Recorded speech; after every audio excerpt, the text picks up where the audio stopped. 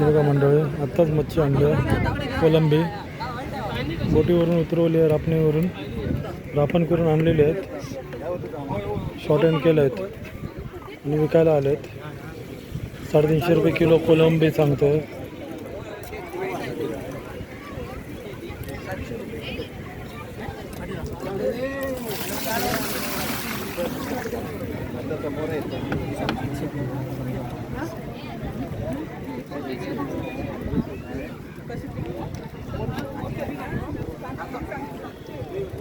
काका काय भाव आहे?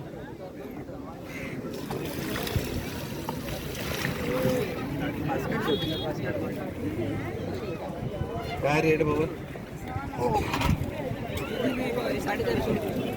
हे कसं? 3.5